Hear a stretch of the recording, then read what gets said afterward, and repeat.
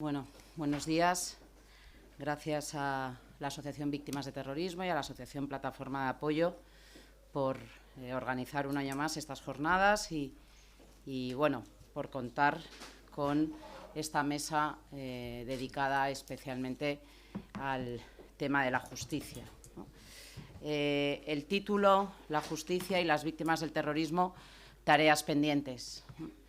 Y es verdad que en las diferentes ediciones de estas jornadas pues, hemos ido analizando esas tareas pendientes. Hemos hablado de los casos sin resolver, hemos hablado de la importancia del derecho a la verdad, hemos hablado del sufrimiento que genera los actos de enaltecimiento en las calles del País Vasco y Navarra, que desde la VT lo hemos dicho siempre, no son los ongietorris, ¿no? Hay gente que se limita a hablar de los ongietorris, son las fotos en las plazas, son los actos en las fiestas populares, son las pintadas que, por desgracia, como se ha comentado, a día de hoy se siguen realizando, ¿no? Y lo que hoy nos queríamos abordar era otra tarea pendiente en materia de justicia relacionada con tratamiento penitenciario, cumplimiento de penas, reinserción, derecho a la justicia de las víctimas.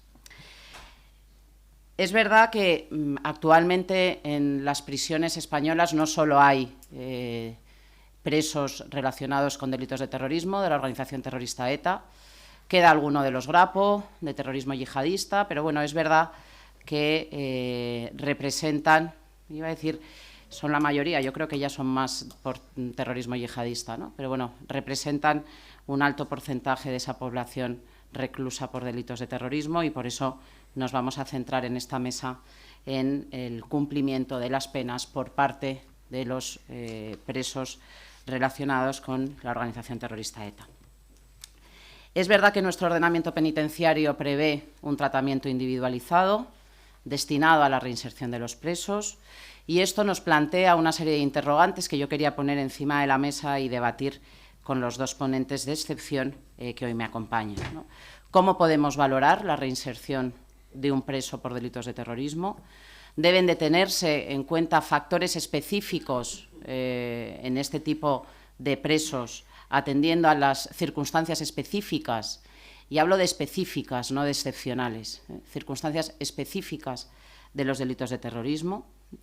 Es verdad que el tratamiento penitenciario está sujeto a variables subjetivas, de las que vamos a hablar en esta mesa, pero ¿cómo podemos hacer para objetivizar al máximo esas variables para evitar que el derecho penitenciario se convierta en la puerta de atrás del derecho penal? ¿O cómo podemos hacer que esas variables objetivizarlas al máximo para evitar que cumplir la legislación penitenciaria se plantee, y abro comillas, como un método de lucha para vaciar las cárceles, y cierro comillas, como se defiende desde sectores de la sociedad vasca? De estos temas es lo que yo quiero tratar con los ponentes que me acompañan, como digo, ponentes de excepción, no solo por su trayectoria, dos juristas pues bueno, yo creo que de gran nivel, sino además por las responsabilidades que a día de hoy les toca ejercer, ¿no? En la VT nos gusta ir a las fuentes primarias, ¿no? Y para hablar de este tema no queríamos que nadie nos viniera a hablar de lo que otros hacen, sino que queríamos que los protagonistas, los que toman las decisiones, viniesen a contarnos lo que se hace de verdad y lo que no se hace, ¿no? Me acompaña en la mesa Carlos Bautista, fiscal coordinador de Vigilancia Penitenciaria de la Audiencia Nacional, y Jaime Tapia, asesor del Gobierno vasco para cuestiones de política penitenciaria, ¿no? Agradecerles a ambos no solo que estén hoy con nosotros, sino la disponibilidad siempre con la Asociación Víctimas del Terrorismo. En la asociación tenemos una premisa y es que tenemos la obligación de conocer lo que se hace para poder explicárselo a las víctimas, pero con datos, con hechos, como digo, acudiendo a las fuentes primarias, no a lo que algunos cuentan que se hace, que luego no se hace, ¿no? Por eso, como insisto en la idea de que queríamos contar con ellos, ¿no? Bueno, yo el primer tema que les había planteado era hablar de datos. Quien me conoce sabe que soy muy de datos, pero porque considero que los datos son importantes para contextualizar lo que estamos haciendo, ¿no? Los datos que manejamos en la Asociación de Víctimas del Terrorismo en relación con política penitenciaria, 32 progresiones a tercer grado concedidas por el Gobierno vasco, de un total de 81 resoluciones en materia de clasificación. Por lo tanto, hay en 49 casos en los que no se han mantenido en segundo grado, que creo que este es un dato importante. De esas 32 progresiones a tercer grado, solo 5 son casos de presos que habían sido previamente acercados, digamos, en esta nueva política penitenciaria que está llevando el Gobierno de España. Y la media de cumplimiento de esas personas que han sido, de esos terroristas que han sido progresados a tercer grado, es de 23 años de cumplimiento de condena. Luego, si hay que corregir algo, Jaime me lo corregirá. De esos 32 terceros grados concedidos por el Gobierno vasco, creo que la Fiscalía de la Audiencia Nacional ha recurrido 21, 22. 6, ya lo conocen porque se ha hecho público, 6 han sido revocados, 4 han sido confirmados, por lo tanto quedarían por resolver en torno a una docena de recursos por parte del juez de vigilancia penitenciaria, ¿no? Esto es un poco el escenario que, como digo, los ponentes, si hay datos que corregir, los corregirán, ¿no?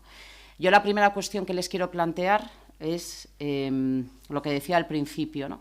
¿Qué variables se tienen en cuenta a la hora de valorar un pronóstico favorable de reinserción o un proceso de reinserción en los delitos, los presos por delitos de terrorismo, ¿no? Y no sé quién quiere empezar. Empiece Carlos. Bueno, buenos días, muchas gracias por la invitación. Agradezco la invitación a las dos asociaciones, agradezco la presencia al viceconsejero del Gobierno vasco, en nombre del Centro Memorial de Víctimas. Tengo yo creo que alguna cifra, no sé si son 33 progresiones, pero en esto siempre andamos bailando en un número, si son 31 o 33. De los 4 terceros grados que se han confirmado por el juez de vigilancia penitenciaria, tengo que decir que se han recurrido 3 en apelación a la sala, 1 no se ha recurrido. Y el recurso a la sala tiene que ver con la función nomofiláctica que tiene que realizar la superioridad, esto es, la Sala de lo Penal de la Audiencia Nacional, acerca de algunas de las cuestiones que nos han reunido aquí. Esto es, sobre todo, el valor del perdón y cómo se articula esa cuestión. Y hay una que no se ha recurrido. No se ha recurrido porque, en el fondo, es una cuestión de pura técnica jurídica. En relación al 72.5 de la Ley Orgánica General Penitenciaria, que hace referencia al pago de las responsabilidades civiles. Todos los que llevamos tiempo en derecho penitenciario sabemos que ese pago no es que tenga que pagar porque no es una prisión por deudas, sino un compromiso de pago. En lo que a la Fiscalía le interesa, y aprovecho para decir Fiscalía, en cuanto que estamos como muy acostumbrados a poner cara y ojos a la Fiscalía, una persona concreta, pero es evidente que un fiscal que lleva una determinada materia lo hace en cuanto que está encomendada por su jefe, que a su vez tiene un jefe que es el fiscal o la fiscal general del Estado. Pues bien, en esta función, en esta cuestión técnico-jurídica, es lo importante que es el 72.5 para el compromiso de pago de responsabilidades civiles. Lo que no podemos es diluir un compromiso expreso de pago que haga que a la vuelta de la esquina o en 3 o 4 años una persona venga mejor fortuna, pero como no se ha establecido un compromiso de pago de manera expresa, estemos atados de pies y manos. ¿Qué es lo importante? Bueno, lo importante lo estableció la ley del año 3 en el Código Penal, en el artículo 72.5, para la progresión a tercer grado. Y luego, esa progresión a tercer grado lo que hacía referencia es signos inequívocos de haber abandonado fines y medios terroristas y colaborado activamente con las autoridades. Tengo que decir, como dice un compañero mío, encargado de los crímenes sin resolver, que de colaboración con las autoridades para desentrañar crímenes sin resolver, eso no hay nada. Voy a hacer ahora en diciembre 17 años en la Audiencia Nacional y no lo he visto nunca, salvo en relación a aquellos internos de la organización terrorista que formaron parte de la llamada Vía Nanclares, en que sí, a eso se les exigió, se les pidió, y en gran parte colaboraron a desentrañar crímenes. Pero ahora no lo veo. Entonces, esto es el primer paso que estableció el legislador en el año 3, y es, colabore usted. Pero estableció un segundo escalón. Y ese segundo escalón en la Ley Orgánica General Penitenciaria es lo que podrá acreditarse en la declaración expresa de repudio a sus actividades y de abandono de la violencia, así como por informes técnicos. Voy a quedarme en los primeros y luego en los informes técnicos. Pero cuando yo tengo un segundo escalón en defecto del primero, que es la colaboración, el segundo escalón no puede, a mi juicio, a juicio de la Fiscalía, descafeinarse, de manera que cuando se diga petición expresa a las víctimas de su delito, repudio de sus actividades, se sustituya por una fórmula genérica. Porque si no se hace lo más importante, lo que es la segunda fase del artículo 72.5, que es, pide usted perdón por sus hechos, repudie sus hechos, se disculpe con sus víctimas, no puede descafeinarse con fórmulas generales. Esa es la postura de la Fiscalía. Porque en este momento la cuestión simbólica tiene más importancia de la que parece. Una cuestión simbólica en cuanto que a las víctimas ya solo les queda, y voy a poner un ejemplo, que ya lo he comentado en privado, lo único que les queda es, como en esa novela, Patria, que llegue el asesino de una persona y en una carta, quizá no muy larga, si es que tampoco tiene que ser muy larga, diga, lo siento. No es otra cosa, porque las víctimas por lo menos descansan. Descansan con eso que, fíjense, es muy sencillo. Bueno, pues esta cuestión simbólica es considerada esencial por la Sala de lo Penal de la Audiencia Nacional. Y es esencial, en cuanto que supone romper una barrera que a mi juicio es inexplicable, en cuanto que la inmensa mayoría de internos no dan ese paso. Hay algunos que sí porque, entre otras cosas, han hecho caso de los servicios penitenciarios del gobierno vasco y sí he visto ya cuestiones concretas. Y además se nota una diferencia entre unas y otras.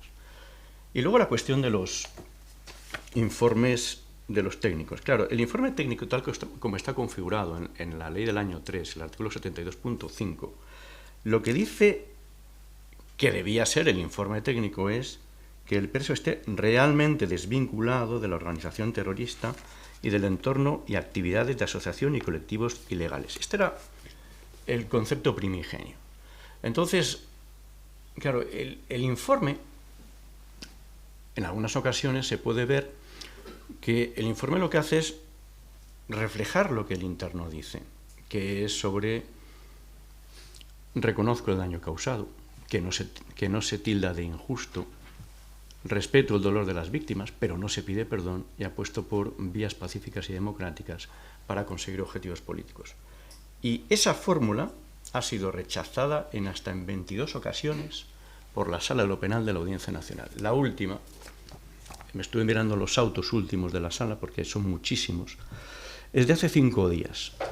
Auto 694/2022 de 17 de noviembre. Les podría aburrir durante media hora con todos los autos que lleva preparados, pero simplemente lo que dice: ha reiterado que el arrepentimiento por los hechos concretos cometidos y la petición expresa de perdón a las víctimas concretas es un elemento relacionado con la evolución del tratamiento, indicativo de la asunción del delito y su responsabilización con el daño cometido, y por tanto del éxito tratamental. Es una de las variables del artículo 72.5. Pero también en materia de permisos lo ha introducido la Sala por la vía del 156 del Reglamento Penitenciario. No admitiendo a tal efecto los escritos con expresiones genéricas de arrepentimiento por el daño causado y el dolor sufrido por las víctimas, así como por el deseo de abandonar los métodos violentos y su opción por la vía democrática para luchar por sus ideales. Esta es la postura de la Sala de lo Penal de la Audiencia Nacional, el órgano competente.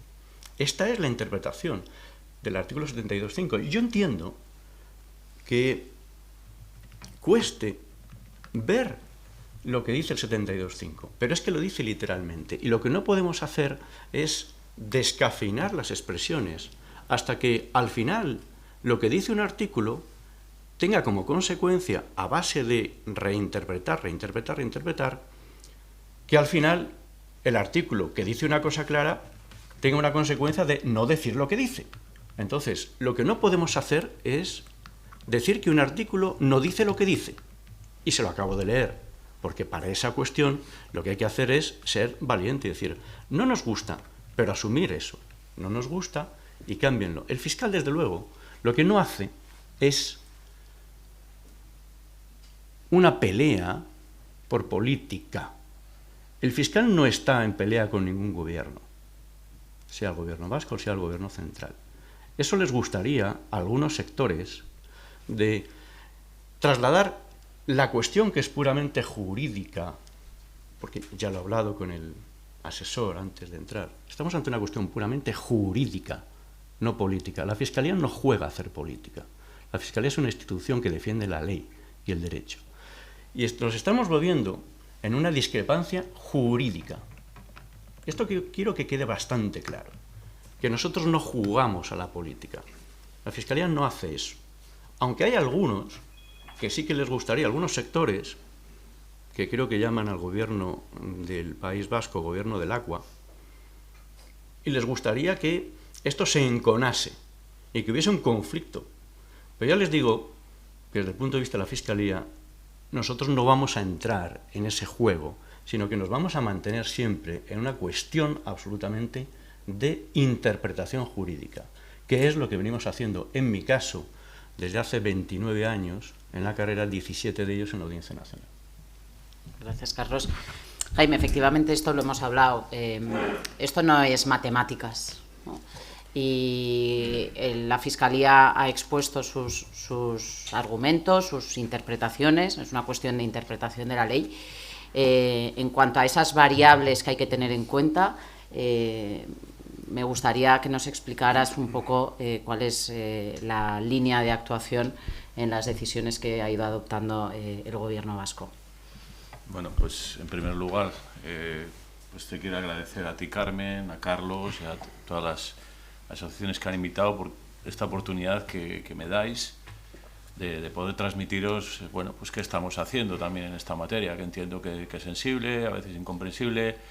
Lo estamos intentando hacer a veces a través de los medios de comunicación, pero bueno, esta es una oportunidad irrepetible para poder, bueno, transmitiros lo que hacemos, humildemente y con toda honestidad y profesionalidad. Y yo también, siempre que vengo a estos actos, os quiero dar las gracias. La verdad que yo me siento abrumado, a veces me emociono incluso, porque habéis sido tan generosas que, bueno, pues la verdad que estamos aquí gracias también a vosotras, de verdad, porque, bueno, si hubieseis cogido una pistola y hubieseis empezado a...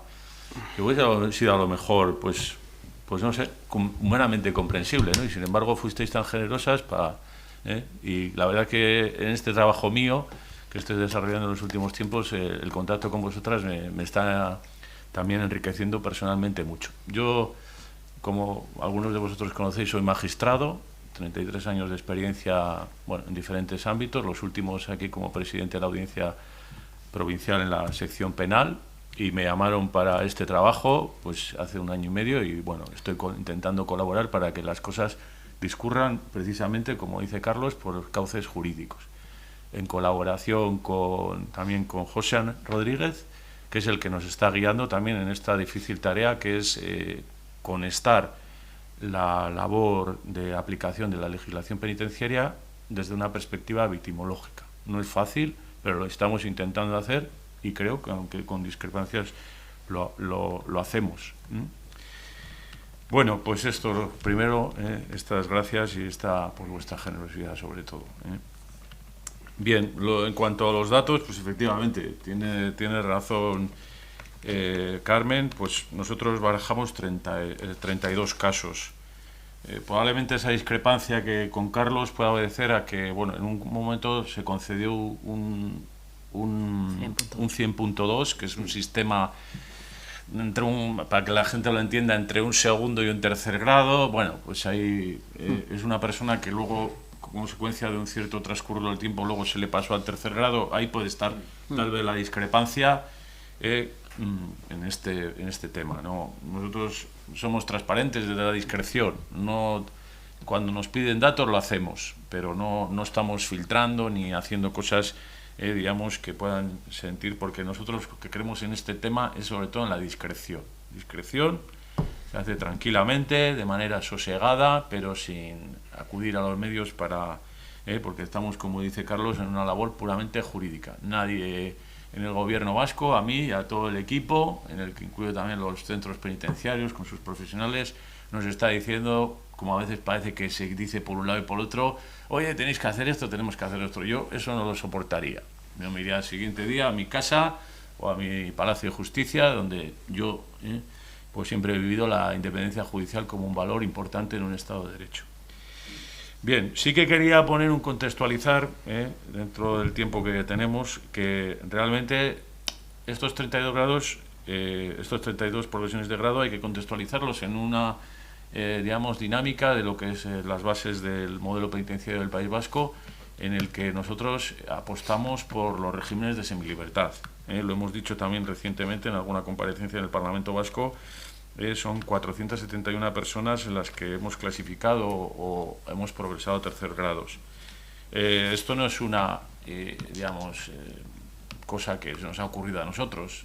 Nos atenemos a lo que son las últimas tendencias en el panorama europeo en relación a los regímenes de semilibertad. Desde el Consejo de Europa y otros organismos internacionales aconsejan a los Estados miembros que se apueste por estos regímenes, porque ya tenemos, digamos, estudios científicos que dicen que desde los regímenes de semilibertad se consigue mayor índice de reinserción social.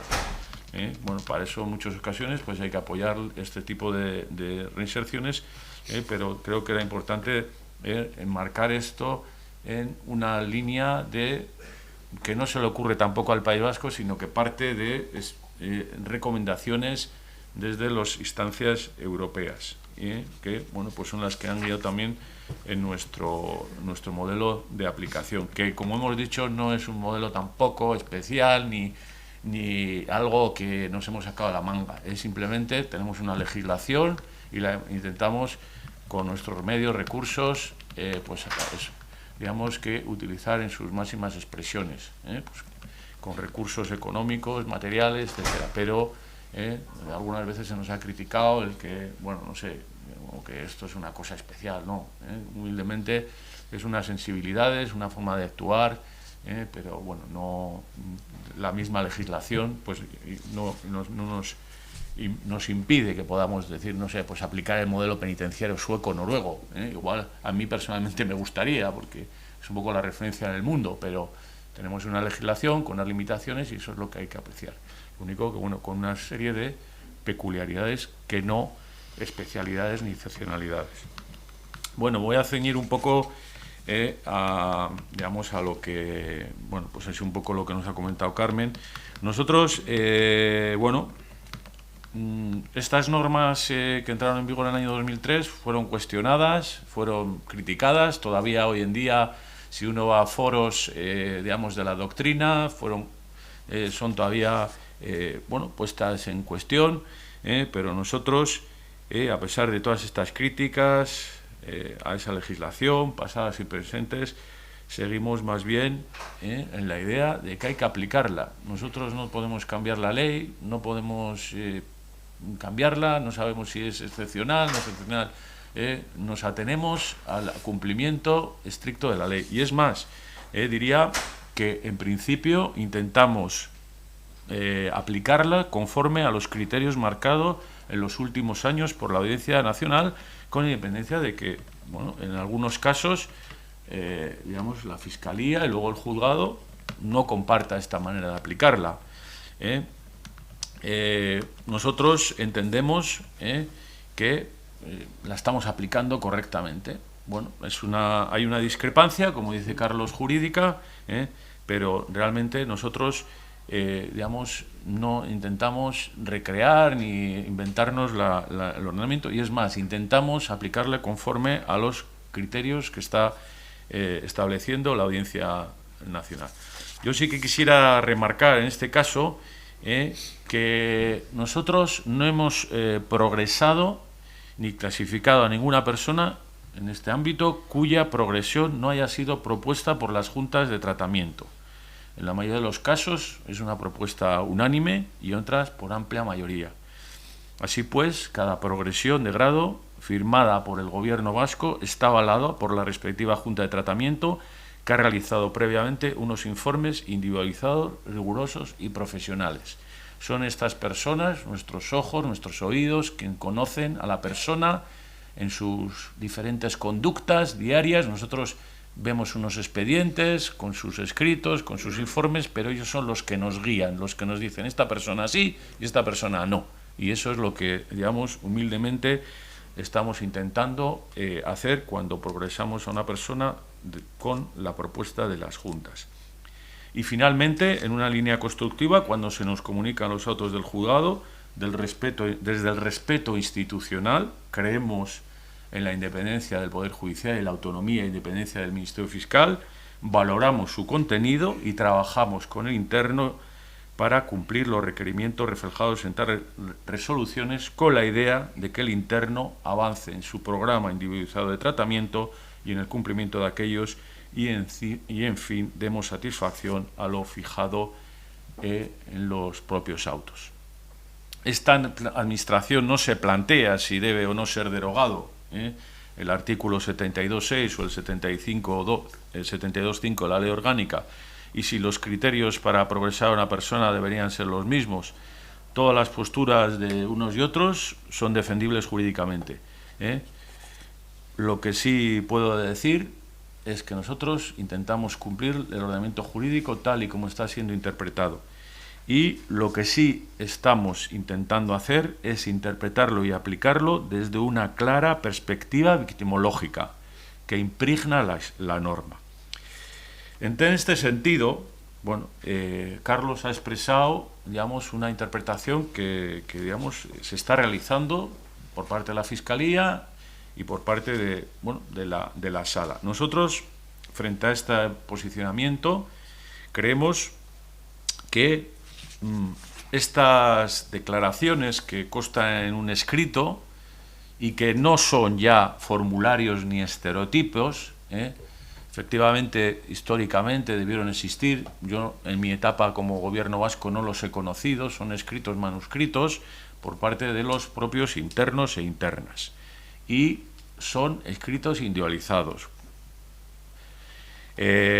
También debo decir, frente a lo que alguna vez he escuchado, la última vez pues en las jornadas que organizó la Fundación Fernando Buesa hace un mes aproximadamente aquí en Vitoria, nosotros no hemos descubierto ningún manual del arrepentimiento o del arrepentido, ni por ende del perdón. Estos documentos, que a veces se valoran, hasta lo que nosotros sabemos, han sido escritos por los propios internos. Y si no ha sido así, a nosotros no nos consta. Puede haber ocurrido que en algún caso, en el mundo penitenciario esto es muy habitual, que una persona, letrado o no, escriba por otra algún escrito, por ignorancia, falta de capacidad literaria. A veces ciertas personas se manejan mejor en euskera que en castellano.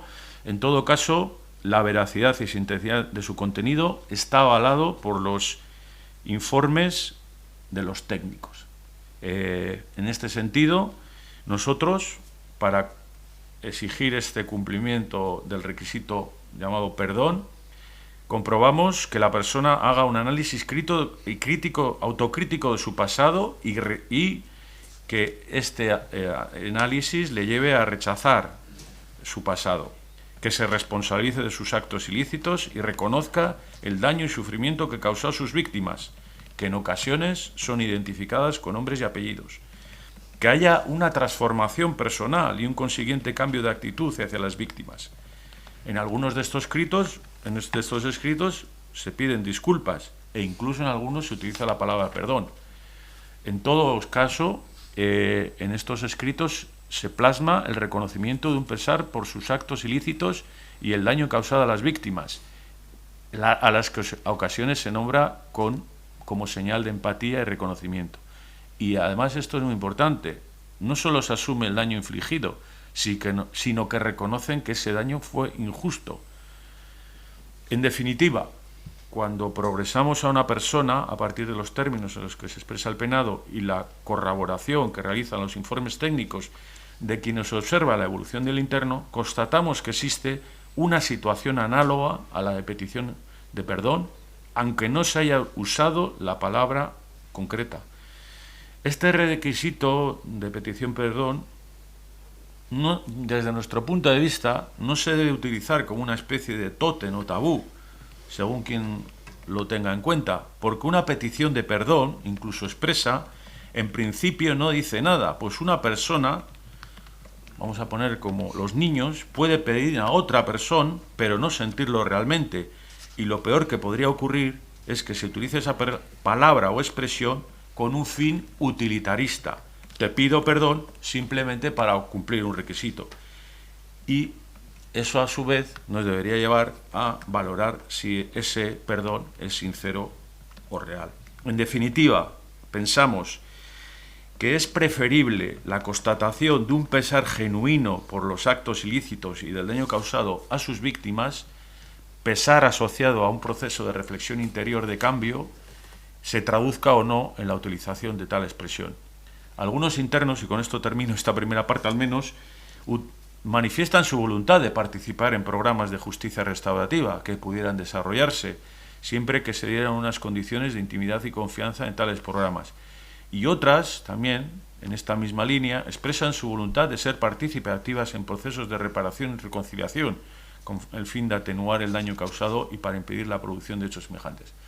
En definitiva, se puede decir que nosotros creemos, no nos podemos plantear esto, que estas personas cumplen los requisitos de petición expresa a las víctimas. Es verdad, luego entraremos, porque no quiero agotar el tema de la colaboración, que no hacen una aportación a la verdad, pero también entendemos que la Audiencia Nacional, al haber fijado todo el énfasis en sus resoluciones precisamente en la idea del perdón a las víctimas, en definitiva, es consciente de que esta colaboración como tal, y como dijo el informe del Consejo General del Poder Judicial al analizar esta norma, es que no se puede realmente verificar en ningún caso, casi ningún caso, porque al margen de las críticas que se haya podido realizar o no,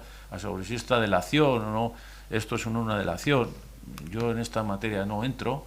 Lo que sí, en primer lugar, es cierto que no se puede llegar a descubrir nunca si una persona supo o sabe algo en relación a ciertos delitos. Ello no obstante, creo que tendré otra oportunidad de hablar, pero nosotros estamos a favor del derecho a la verdad, ¿cómo no?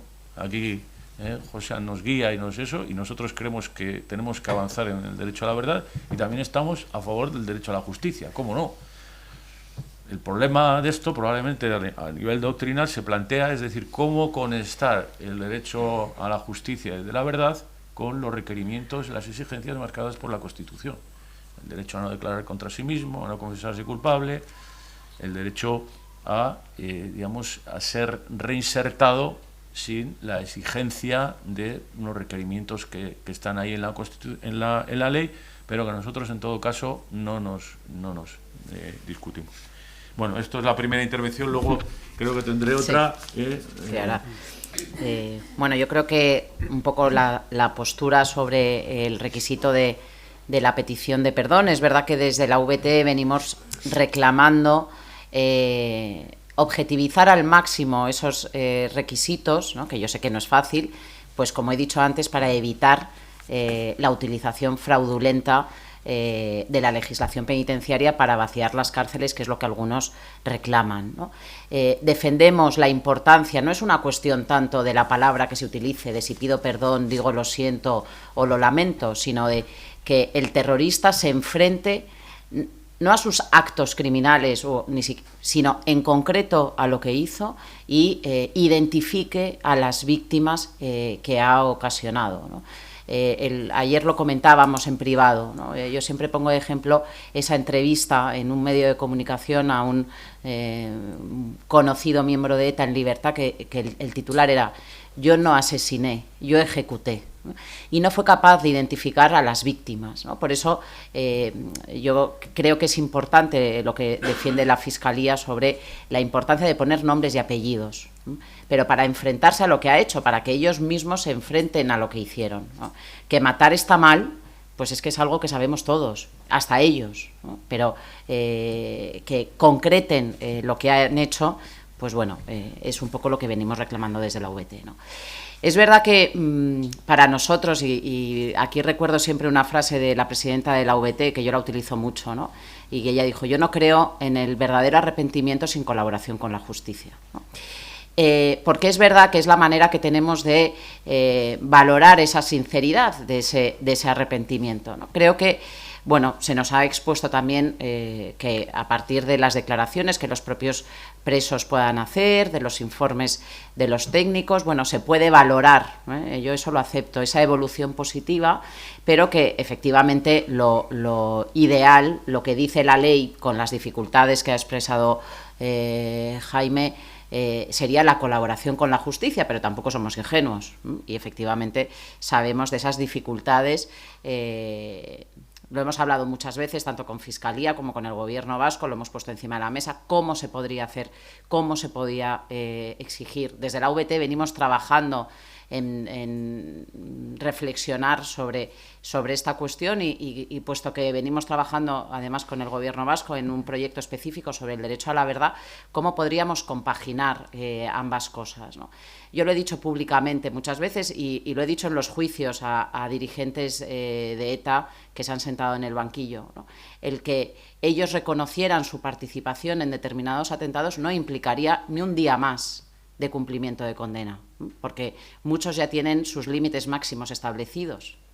Ya no hablamos de que tengan que delatar a otros. Yo no te estoy pidiendo que te chives de lo que han hecho otros. Yo te estoy pidiendo que reconozcas los que has hecho tú.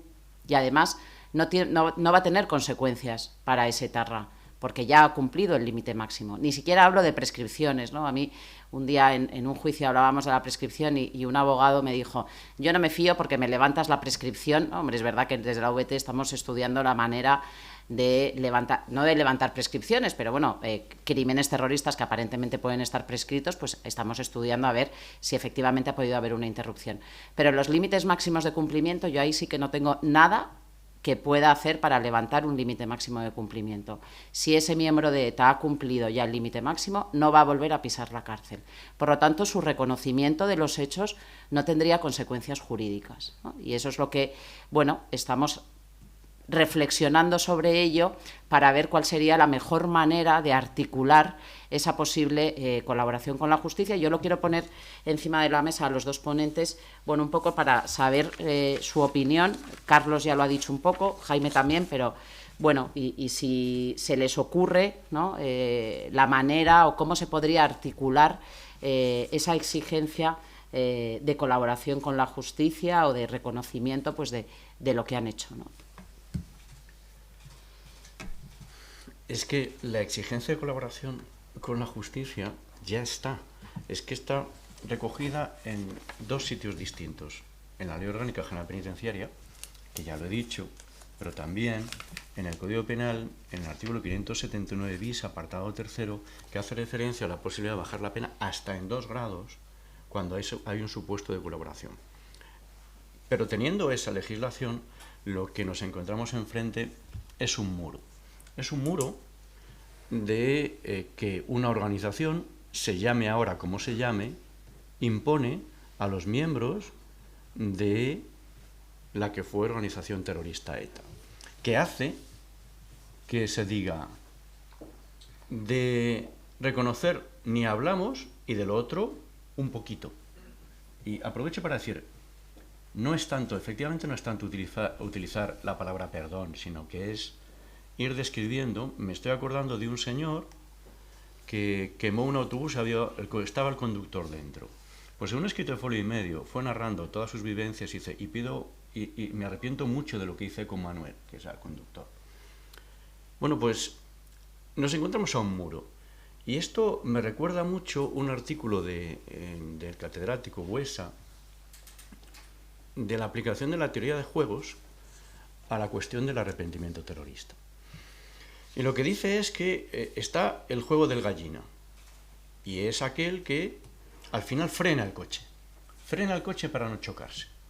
Y lo aplica esta teoría de juegos al arrepentimiento porque esa organización, se llame como se llame, le dice: quietos todos, porque no va a hacer falta que deis un paso más.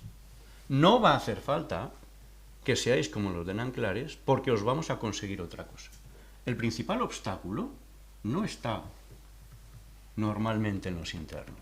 El principal obstáculo está en quien les está diciendo a los internos que no den un paso. Pero la legislación lo articula muy bien. El problema es que tú no puedes decir a alguien colabora y hay esto, no ya tercer grado de libertad condicional, sino incluso bajar la pena en 2 grados. Los grados penales pueden suponer que una condena, por ejemplo, de un homicidio, siempre le pongo a mis alumnos de Derecho el ejemplo del 138 del Código Penal de 10 a 15 años, que bajado 2 grados puede suponer una pena de 2 años y 6 meses a 4 años, 11 meses y 29 días. Fíjense la bajada. Pero ¿qué es lo que ocurre? Que no se les deja. Entonces, mientras eso exista así, pues no vamos a poder avanzar nada. Sí que es cierto que precisamente aquellos que se desmarcan, no hay colaboración, sigo diciéndolo, también es que a lo mejor no hay atrevimiento por las consecuencias ambientales que puede tener la colaboración. Pero sí ya vemos que esos escritos son mejores. Pero repito, en materia de colaboración, mientras esté eso que hace que los internos no sean libres, no va a suceder nunca. Jaime. Bueno, pues a ver, este artículo, bueno, yo no voy a entrar en debates, porque realmente fue un artículo que hoy en día cuesta encontrar en la doctrina realmente alguien que en su momento lo apoyara, ¿no? Es decir, bueno, hay una... Y cuando empezamos a estudiar esto y tal, bueno, pues vimos las dificultades de todo tipo para, bueno, pues para encontrar una especie de encaje en lo que podría ser la...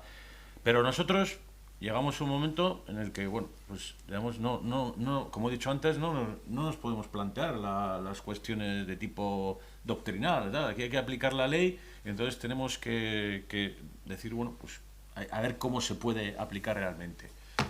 Y entonces, bueno, pues en principio nos encontramos, por lo menos por nuestro conocimiento y los conocimientos que nos transmiten desde los centros penitenciarios, con el muro de que realmente, lo que he dicho antes, no podemos realmente descubrir si estas personas a las que individualizadamente, cada caso concreto, esta persona tiene o no algún tipo de posibilidad de colaborar con la justicia. Alguna persona, en alguno de estos escritos, sí que ha reflejado la idea de que él estaría dispuesto a colaborar con la justicia en la medida que se le den una serie de garantías que yo entiendo que pueden ser, como se ha planteado en otros países, que aquí de momento pues no hay una situación de estas características, como fueron los Pentiti, los Disassociati, en otros países pues han podido producir experiencias de derecho a la verdad precisamente porque se han tomado medidas legislativas o de otro tipo que han permitido a estas personas, digamos, de alguna manera dar el paso. Porque es verdad lo que tú dices, hay posibilidades de rebajar hasta 2 años, aunque ya parece que, digamos, en relación a los delitos que realmente pudieran tener una cierta posibilidad, eso está ya muy diluido. Es difícil que podríamos apreciar, porque eso parece que el legislador lo pensó más de cara a hechos que se pudieran estar produciendo y no respecto de hechos pasados. Pero bueno, ahí lo que nosotros, desde luego, con todo respeto a lo que has dicho tú, no hemos descubierto que haya una organización, digamos, que les dé unas instrucciones, directivas y sobre todo nosotros, más allá de que pueda haberlas, claro, no sabemos realmente qué ocurre cuando pues una persona, un amigo, un abogado va a visitarles. Desde luego nosotros, como les decimos incluso a ellos, nosotros son personas, cada una son personas, aquí no hay colectivos, ni grupos, ni representantes. Nosotros, por eso la necesidad de analizar caso por caso frente a otros planteamientos que incluso pues se leen en medios de comunicación, decir, bueno, pues aquí tal, no sé, no, nosotros es decir, cogemos un expediente, vuelvo a insistir en esto, es un expediente que viene armado desde las juntas de tratamiento, que han estado allí con ellos, que conocen con quién se relaciona, con quién está, quién no está, etcétera, quién visita, quién no visita, y a veces incluso, bueno, pues si ese expediente no es suficiente porque vemos que tiene carencias en lo que fuera, pues se piden con otros informes complementarios, y es en estos casos cuando, bueno, nosotros llegamos a la conclusión de que, bueno, pues la colaboración con todas las dificultades que tiene, pues no sabemos si esta persona puede tener o no, esta persona concreta, estos 32 personas. No hablo en general, probablemente es obvio que tienen que tener conocimiento, en términos criminológicos se puede decir que tendrán, pero yo de estas 32 personas, ¿cómo descubro realmente si fulanito o menganito tiene, y cómo se lo puedo exigir? Bueno, pues al final, digamos, por eso se reconduce a la petición de perdón, y lo que he dicho, al final es una percepción que, bueno, uno puede leer el escrito y, bueno, pues puede entender que efectivamente pues puede haber algún tipo de reticencia en este sentido. Pero es verdad que también el propio artículo 72.6 habla como que esta colaboración se podrá acreditar por una petición de perdón o por estos informes, e incluso la doctrina comenta que podrían darse otros elementos, o sea, otros medios de prueba.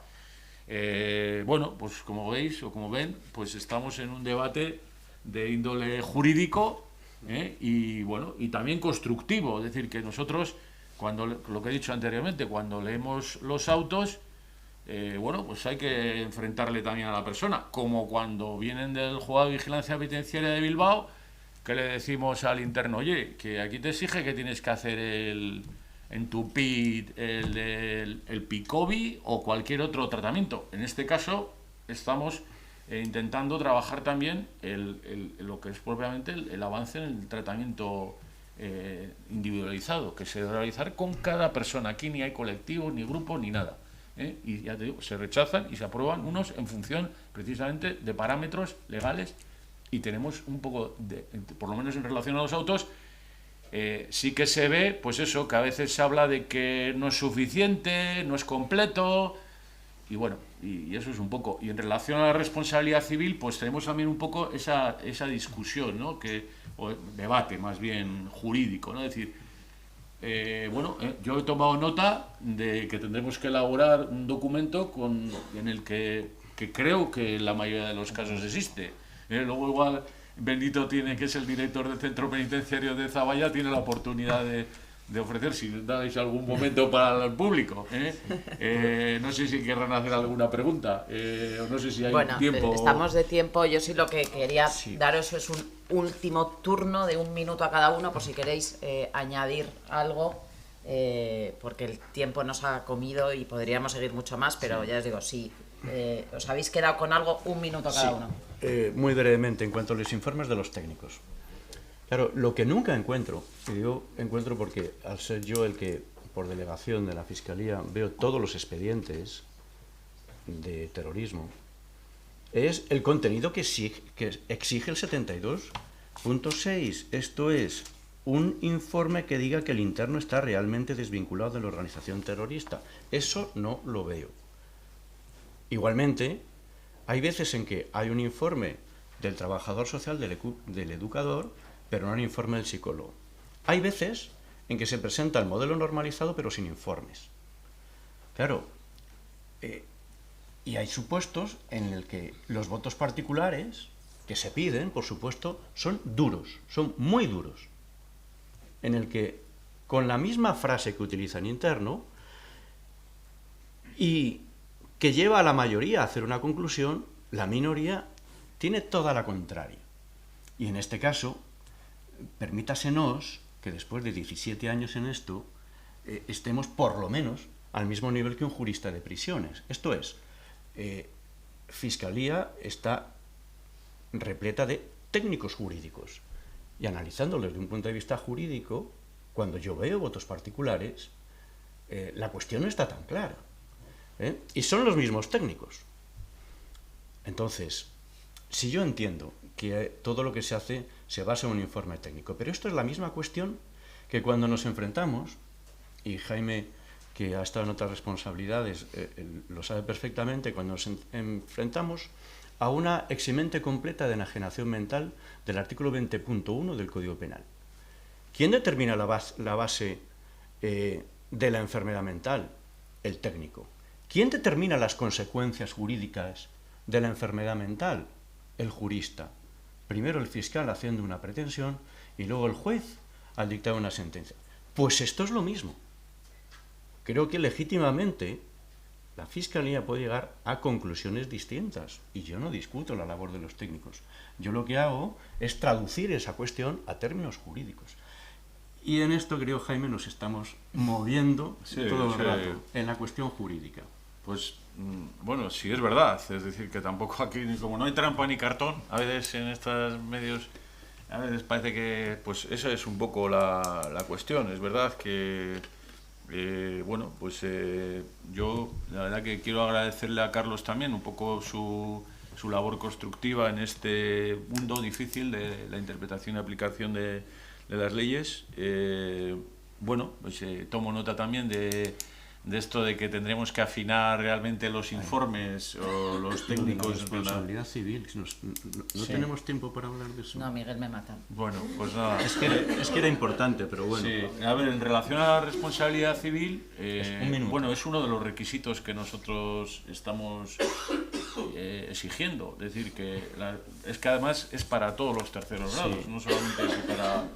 Es verdad que yo hasta lo que creo recordar, no examino dato a dato todo eso, hay un compromiso, si no, sería... Fíjate que yo lo que echo de menos es que cuando me venga el expediente del tercer grado esté el compromiso firmado por el interno, porque eso, si no, a mí me obliga a una cosa que es, y además yo sé en que va a terminar, en un auto que lo fije, pero como el acto administrativo es firme y yo no puedo intervenir en la fase previa de realización del acto administrativo, pues estoy ante un callejón sin salida, porque yo sí que quiero que en el expediente conste lo que es el escrito del interno, compromiso cuando llega mejor fortuna. Hay una circular, la 2/2004 de la Secretaría General, que hacía referencia a 3 elementos: que se aporten al expediente las declaraciones de insolvencia, que haya una manifestación de por qué en ese momento es insolvente, y 3, que haya un compromiso del interno. Y es importante, lo hablamos en privado y es muy importante hablarlo en público. Porque es preciso, porque la responsabilidad civil actualmente, tal como ha dicho el Tribunal Supremo, Sala de lo Penal, recogiendo lo que decía la Sala Civil, la responsabilidad civil no prescribe. Se podrá discutir eso, pero yo cuando dice el Tribunal Supremo una cosa, es lo que ha dicho. Y si no prescribe y alguien llega a mejor fortuna, pues tiene que hacer frente a indemnizaciones. Y podremos discutir, Jaime, por ejemplo, ¿y en qué cuantía? ¿Un tanto alzado a 10% de sus ingresos futuros? ¿O vamos a coger la ley de enjuiciamiento civil y decir, estos bienes son inembargables? Y luego, a partir del 602, a partir de ahí, vamos a ver el salario mínimo interprofesional y qué es la parte que es embargable. Es decir, hay formas de objetivar esta cuestión también, que me parecía muy importante. Yo lo que he dicho anteriormente, es decir, nosotros tenemos una posición constructiva, es decir, porque como nosotros intentamos aplicar la ley sin trampa ni cartón, y entonces en ese sentido, pues recogemos tus sugerencias e intentaremos hacerlo siempre mejor. A fin de cuentas, en esto hay personas, ¿no? Y que son las afectadas, y bueno, pues en ese sentido intentaremos mejorar nuestros expedientes para que, así con cariño, no nos recurras. Bueno, y al creo final que la audiencia pues lo confirme. Que esta mesa, además de interesante, ha demostrado ser constructiva. Yo creo que vamos a empezar a trabajar en este tema. En relación con la colaboración con la justicia, me he acordado y lo haremos llegar, la VT está trabajando en aquellos casos que están resueltos policialmente, pero que no están jurídicamente resueltos. Tenemos identificados a algunos presos relacionados con casos sin resolver, que tienen mucho de lo que contarnos. Lo haremos llegar el Servicio Penitenciario del Gobierno Vasco, a ver si por ahí podemos rascar algo. Pero bueno, me quedo con la idea de que sea constructiva esta mesa y que al final lo que se busca es la aplicación de la legislación penitenciaria, que no es matemática, o sea, que no es una cuestión automática, sino que es interpretativa, pero que me quedo con esa visión victimológica de la política penitenciaria del Gobierno vasco, que me ha parecido muy importante que lo hayas destacado y que desde luego por parte de la VT contaréis con nuestra colaboración absoluta. Nada, hasta aquí. Muchas gracias a los dos y continúa la siguiente mesa.